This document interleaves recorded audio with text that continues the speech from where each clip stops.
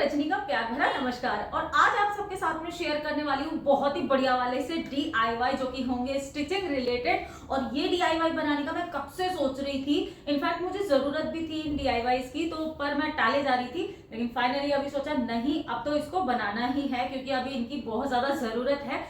मुझे बनाने के लिए बहुत ज्यादा एक्साइटमेंट हो रही है। उम्मीद है आपको भी उतना ही पसंद आएगी, आपको भी उतना ही मजा आने वाला है और आप भी उनको जरूर ट्राई कीजिएगा अगर आपके घर में उन चीजों की जरूरत है तो। वैसे तो ये हर घर में ही जरूरत पड़ती ही है। तो वीडियो कहीं पर भी पसंद आए ना, कुछ भी अच्छा लगता है, कुछ भी आपके काम का लगता है ना, तो प्लीज लाइक जरूर कीजिएगा। और मैं बहुत ज्यादा एक्साइटेड हूँ इसको बनाने के लिए। चलिए वीडियो शुरू करते हैं। तो सबसे पहले DIY मैं बनाने जा रही हूँ एक टोट बैग जो कि होगा बोहो टोट बैग। और ये DIY मुझे अन्वेषा ने करने को बोला है क्योंकि उसने कहीं पर देखा था किसी के पास और वो उसने मुझे बताया, रेफरेंस भी दिखाया उसने, तो वही मैं आज बना रही हूँ एक छोटा सा। और थोड़ा आजकल ये ज़्यादा ट्रेंड में चल रहा है तो आप भी इसको ट्राई कर सकते हैं। स्पेशली कॉलेज गोइंग गर्ल्स जो हैं वो हर जगह इसको लेकर के जाती हैं। एक कमेंट आया मेरे पास कि आप हमेशा किचन में ही DIY क्यों करती हैं और किसी जगह पर क्यों नहीं करती। तो मैं आपको बताऊं किचन में करने का रीज़न क्या है कि किचन में जब भी मैं DIY करती हूँ मेरी कुकिंग भी चलती रहती है, साथ ही साथ किचन में हमारा सबसे ज़्यादा टाइम बीतता है, तो उसके लिए फिर मुझे टाइम नहीं मिल पाता अगर मैं DIY वहाँ नहीं करती हूँ। दूसरी चीज़, मैं ग्लू गन से अगर कोई काम कर रही होती हूँ तो भी मैं वहाँ पर इजीली लगा लेती हूँ और इजीली काम कर लेती हूँ। तीसरी चीज़ ये भी है कि अगर मैं वहाँ पर मुझे एक ऐसा सरफेस मिल जाता है जहाँ पर मेरी हाइट के अकॉर्डिंग एक मतलब काउंटर टाइप का है जहाँ पर बैठ करके मैं आराम से, जहाँ पर खड़ी होकर के मैं आराम से DIY कर सकूँ। फ्लोर पर या टेबल पर रख करके काम करना मुझे उतना कन्वीनियंट नहीं लगता है, इस करके मैं किचन में करती हूँ। ओके, जब आपने कहा है तो मैं ट्राई करूँगी और जगह पर भी करने की, बट मुझे जो कन्वीनियंट लगता है मैं उस हिसाब से DIY करती हूँ। तो चलो आज मैं किचन में नहीं कर रही हूँ, आज मैं बेडरूम में कर रही हूँ। 5x27 की 2 पट्टियाँ ली हैं मैंने यहाँ पर, और एक फैब्रिक है मेरे पास, चौड़ाई है वो है 27 और लेंथ है इसकी 16। तो आप इसकी लेंथ एंड विड्थ जो है अपने हिसाब से रख सकते हैं। अब इसमें मेरा ऊपर के साइड वाला जो है पोर्शन वो ऑलरेडी सिला हुआ है तो मैं इसको सिलूंगी नहीं। इसके ऊपर पहले मैं फोल्ड कर लूंगी इसको ऐसे करके और इसको हमें बीच में लेकर के इस तरीके से ऐसे सिलाई लगानी है। एक यहाँ पर लगाएंगे और एक यहाँ पर लगाएंगे, यानी डबल सिलाई लगाएंगे जिससे कि ये थोड़ी सी चौड़ी भी लगे और फिनिशिंग भी अच्छी लगे। बैग का मेन फैब्रिक इसको मैंने फोल्ड कर लिया है और अब इसके ऊपर करूँगी मैं मार्किंग। जो मैंने 2 स्ट्रैप बनाए थे उनको सेंटर में रखूँगी इस तरीके से और मिल्टन चॉक की हेल्प से जितनी लंबाई में रखना है उसको मैं मार्क कर लूँगी। और इसके स्ट्रैप जो लगाएंगे वो हम अंदर की साइड से लगाएंगे। हाँ, मैंने मार्क किया था वहाँ पर स्ट्रैप्स को रख करके उतनी ही दूरी पर, और मैं इसको अच्छे से स्टिच कर लूँगी।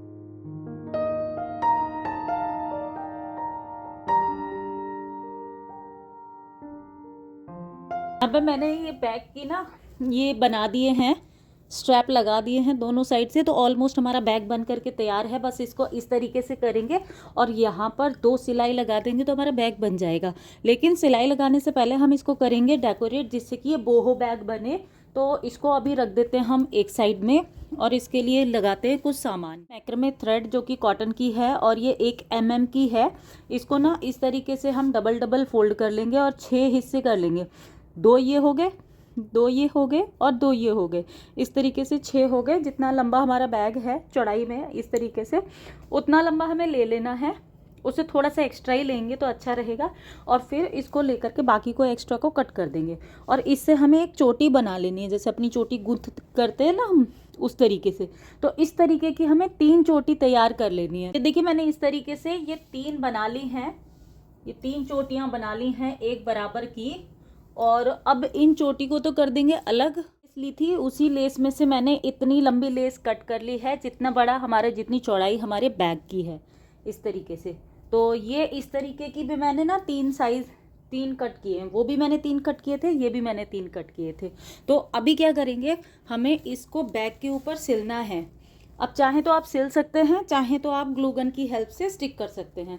तो पहली जो लगा रही हूँ मैं वो बिल्कुल यहाँ पर लगा रही हूँ ऊपर के साइड में, इसीलिए हमने ये जो थे ये अंदर से लिए हैं। इस करके यहाँ पर लगा दूंगी एक, और एक लगाऊंगी मैं सेंटर में इस तरीके से। यहाँ पर मैंने लेस को तो स्टिच कर लिया है मशीन की हेल्प से, और उसके बाद में ये जो मैंने चोटियाँ गुथ की थी इनको मैं हॉट ग्लू गन की हेल्प से स्टिक कर दूंगी। और उसके बाद में मैंने लगाए हैं यहाँ पर रैंडमली कुछ पॉम पॉम और कुछ और एम्बेलिशमेंट से मैं इसको डेकोरेट करूँगी, जिससे कि ये बहुत ज़्यादा खूबसूरत लगे और बोहो वाइब दे।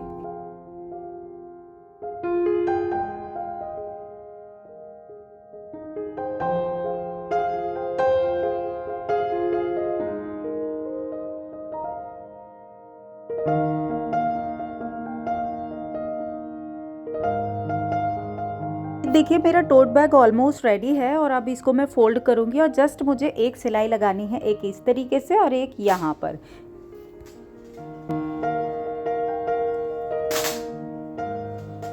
बन करके तैयार हो गया है, और इसको मैंने बिल्कुल पिंक कलर में रखा है, इसीलिए सब कुछ मैंने इसमें पिंक कलर का यूज किया है।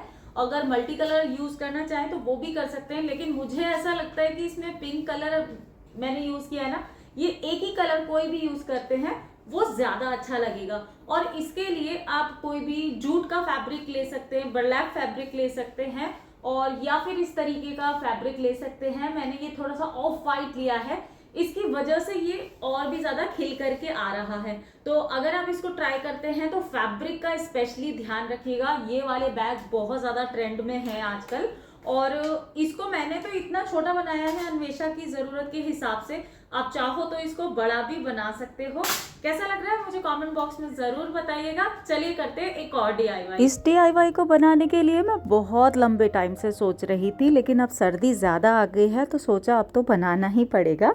और इसके लिए मैंने कॉटन का फैब्रिक लिया है, इसको डबल कर लिया है, और ये मेरा अपना तरीका है मेजरमेंट करने का। मैंने एक बड़ी परात रखी है और उससे थोड़ा सा दूर मैंने चौकते हुए मार्किंग कर ली, और उसके बाद में 2 सर्कल कट कर लिए।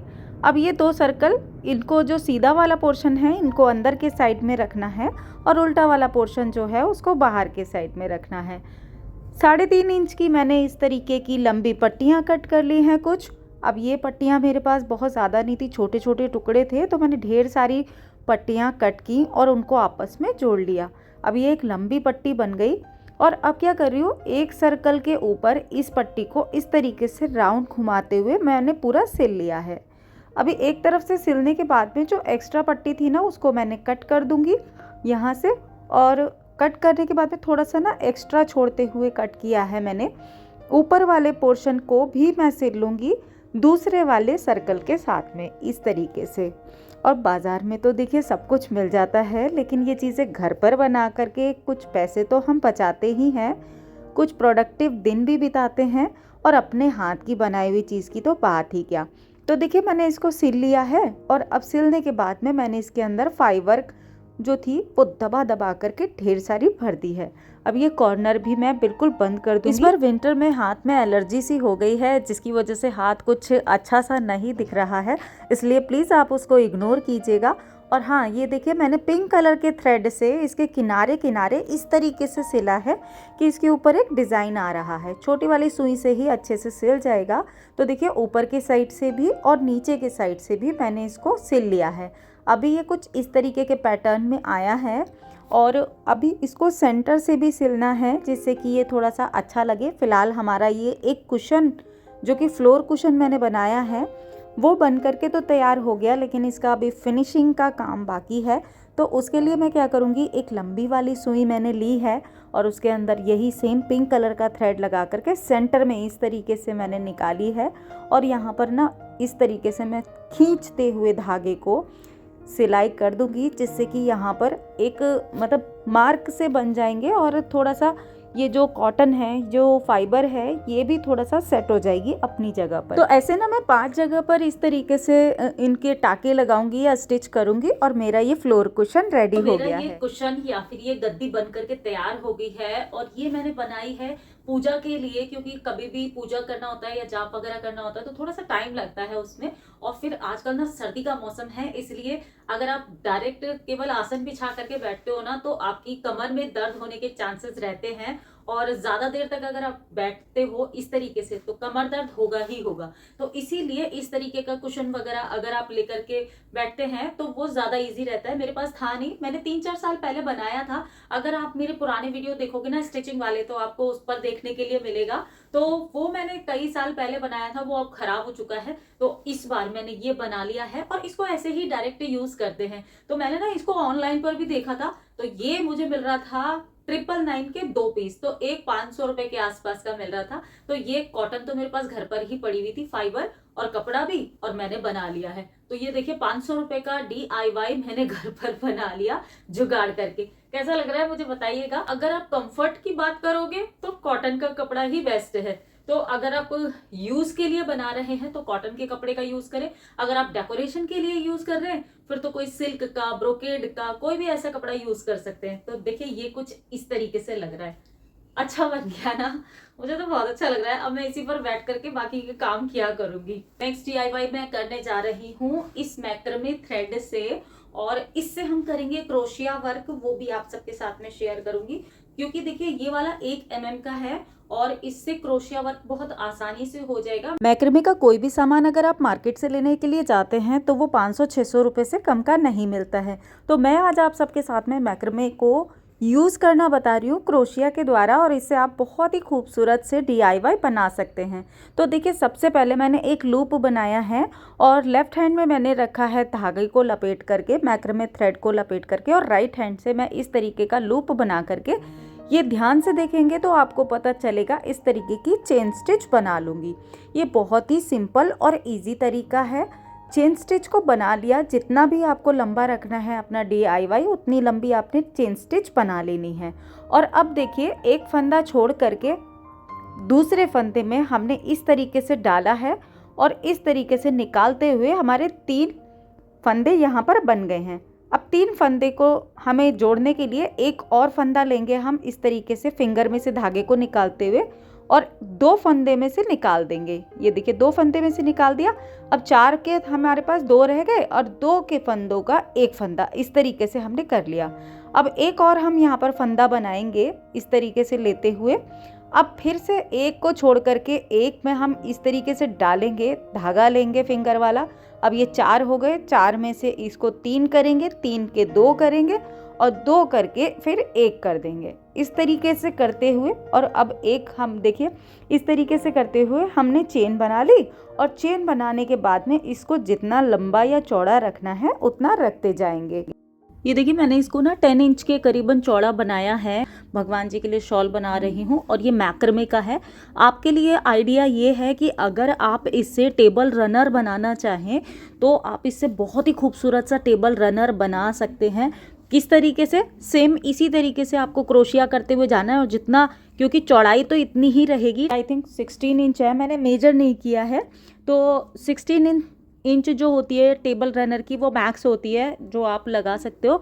और इसको ना बस लंबाई में जितना आपको लंबा रखना है उतना आप इसको बुन सकते हो। तो ये आपका एक टेबल रनर बन जाएगा, बहुत ही खूबसूरत। मैं इसमें और कुछ भी कर रही हूँ, क्या कर रही हूँ चलिए बताती हूँ। शॉल को जितना लंबा और चौड़ा रखना है उतना मैंने तैयार कर लिया, और अब एक लंबी सी सुई में मैंने लिया है गोटा किनारी वाला धागा।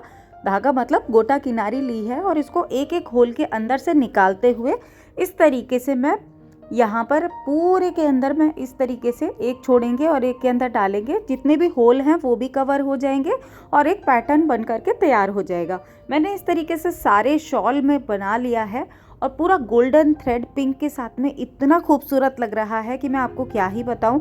ये कैमरा तो बिल्कुल भी जज ही नहीं कर पा रहा है इसकी खूबसूरती को। बाकी मैं आपको किसी दिन रोशनी में दिखाऊंगी। ये बहुत ज़्यादा खूबसूरत लग रहा है, और जैसा मैंने सोचा था सेम वैसे ही बन करके ये आया है। देखिए ये पूरा मैंने इसको कवर कर दिया है। अब ये अभी कंप्लीट है, चाहे तो इस तरीके से यूज़ कर सकते हैं। वैसे मैं क्योंकि शॉल बना रही हूँ तो मैंने इसके चारों तरफ लेस लगाई है। मैंने यहाँ चारों तरफ लगा दी है ये वाली लेस, और ये लेस इसके ऊपर बिल्कुल बहुत अच्छे से कॉम्प्लीमेंट कर रही है। और मैंने ये देखिए इस तरीके से साईं बाबा का शॉल बनाया है। ये आप चाहो तो इस तरीके से ये जो होता है ना अपना टेबल का रनर, देखिए इसकी भी चौड़ाई इतनी ही है, बस लेंथ जितनी आपको रखनी है उस हिसाब से आप इसको रख सकते हैं। और सेम इसी तरीके से पूरा लंबा अगर आप बनाओगे ना, यही वाली लेस लगा करके या अपनी पसंद की कोई भी लेस लगा करके, तो ये बहुत ही ज़्यादा खूबसूरत और बिल्कुल यूनिक पीस बनेगा। आज का वीडियो आपको बहुत पसंद आया होगा। कौन सा आइडिया आपको ज्यादा पसंद आया वो मुझे कमेंट बॉक्स में जरूर बताइएगा। अगर ये वीडियो कहीं पर भी अच्छा लगा है तो इसको लाइक जरूर कीजिएगा। मैं आपसे जल्दी मिलूंगी एक नए और इंटरेस्टिंग वीडियो में। Till then be happy, be active, अपना ख्याल रखिए और मस्त रहिए। Bye bye.